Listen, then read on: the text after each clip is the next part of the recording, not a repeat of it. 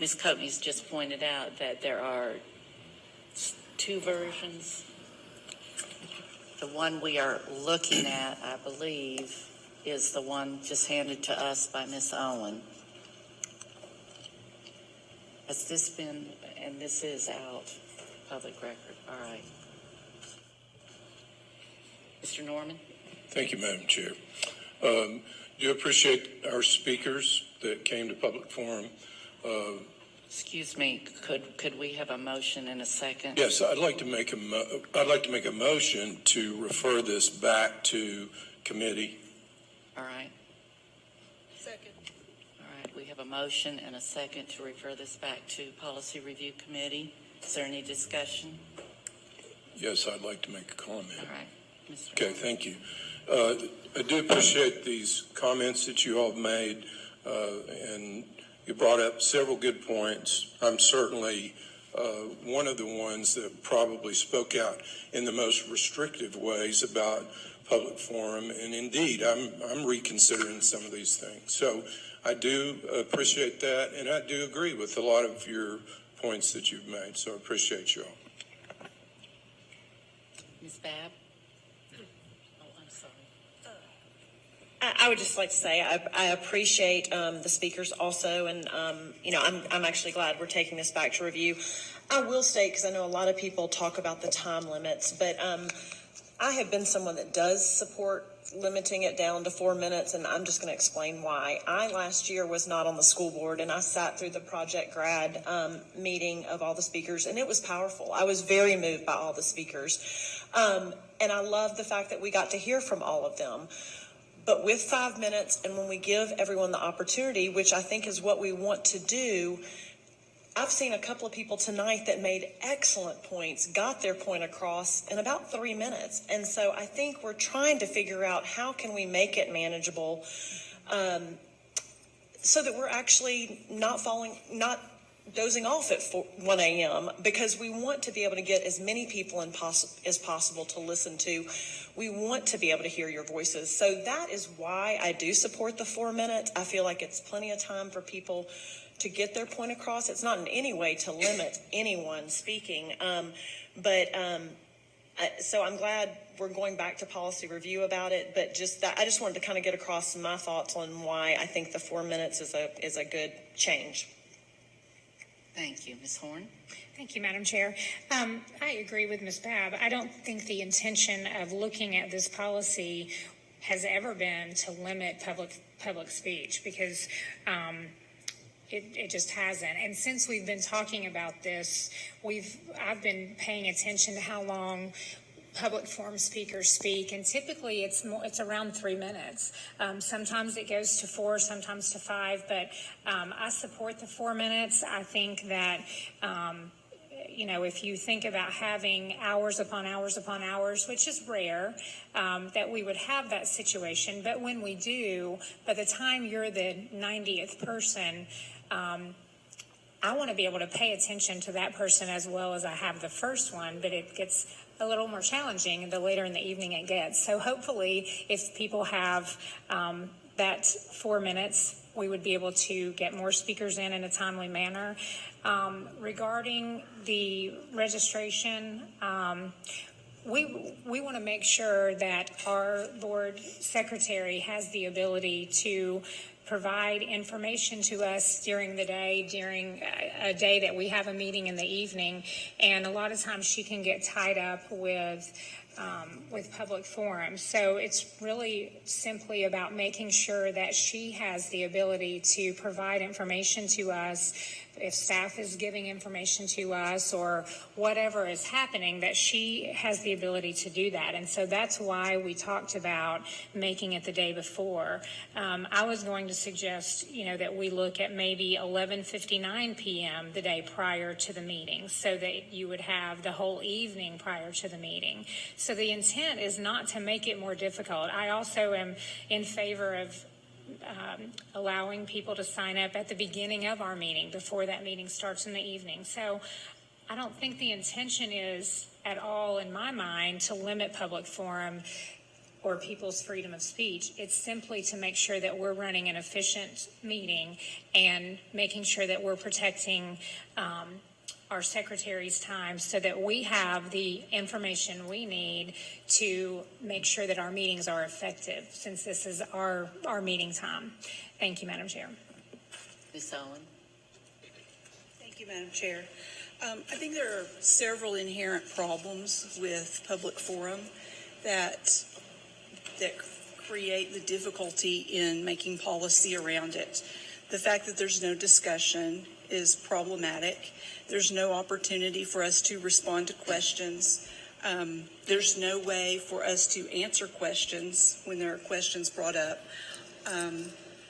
There's no way for speakers to get accurate information while they're speaking if they've been given inaccurate information prior to the meeting. And uniquely problematic to this body is that it is normal, it is regular, it's not unusual. We usually have young students in our meetings. And so that also makes the issue of restraint sort of more important, I think, than in other government bodies. A speaker should be able to come and speak without being limited because so many speakers going before them have used so much time. We have had meetings recently where just public forum, had they all taken 5 minutes, would have been more than 7 hours. And if you put that on top of a 2 or 3 hour meeting, that's an extremely long time for a person with young children to sit and wait for their turn. So it's important to hear from everyone, not necessarily to hear from a few for a very long time.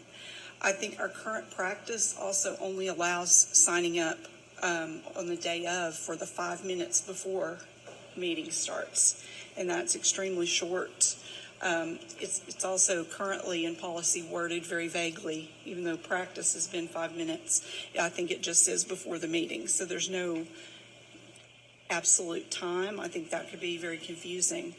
And when we're looking at this, I think we have an issue with our agenda being perceived by the community as something the board is doing to them, rather than something the board has chosen to discuss or something someone has asked the board to discuss. It's not necessarily something the board is doing. It's just something that is being discussed.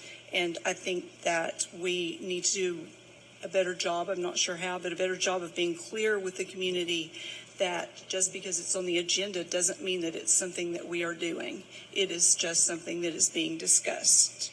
And an example I would give to a piece of misinformation is that our intent was to limit, because one of the items that's in the revision was an additional way to sign up, an additional way to get the information that the community needed. But the community is not aware of that because they weren't able to hear our discussion first.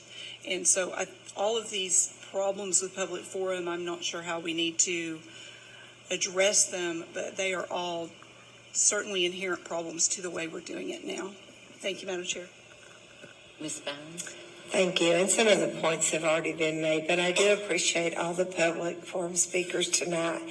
And I, too, do not feel like this policy is to eliminate anyone's ability to speak. In fact, I think Ms. Parker said it best when she said we've added options. We haven't taken any away. You can still call. We just tried to streamline it and move it to the 21st century as far as giving online options as well, hoping that that would help Ms. Coatney to be able to focus on what I continue to hear, that it's hard to get those revisions and you get them late on the agenda, but she has a very big task. And when she's answering phone calls and signing up, which is rare, 100 people to speak at public forum and having a conversation with each one, it does take up a lot of time. And so we would like to make the process more efficient so that hopefully those things can be on the agenda earlier and the public would be more aware of them. And in our policy review discussion, I believe that we discussed 3 minutes, 5 minutes, 4 minutes, and 4 minutes was actually a compromise based on the data that I believe Ms. Owens had collected from the meetings of the average public speaker and how long they spoke. And that showed, the data that she had collected showed that the average public forum speaker spoke for 4 minutes. So 4 minutes was actually a compromise on the board's part in the policy review meeting, not to take it away, but just to take off 1 minute, hoping that that would allow for more people to be able to speak. So I'm glad this is going back to policy review. Hopefully we'll come back out. And I appreciate so much Ms. Owens' comments that we need to work together collaboratively, and this is not about the board trying to do something. And sometimes this is the only format. We have to discuss it with each other. We don't have the privilege that the state legislature has of behind closed doors. Everything we do is out here in front of everybody. So anyway, thank you very much. Ms. Christie? Thank you, Madam Chair. I'm not going to add, say the same things again. I agree with pretty much what everybody up here said. But I will add that I'm a little frustrated with our policy review process. Mr. Thomas and his staff have listened to us talk about public forum how many times now? And I think that there are probably much better uses of their time than hearing us discuss the same policies over and over and over again. So when this goes back to policy review, if maybe we can also discuss how we're going to review policies in the future, that would be nice. Thank you. Ms. Owen? I would just point out that we are required to review every policy at least every 2 years. So we do have to go through every policy.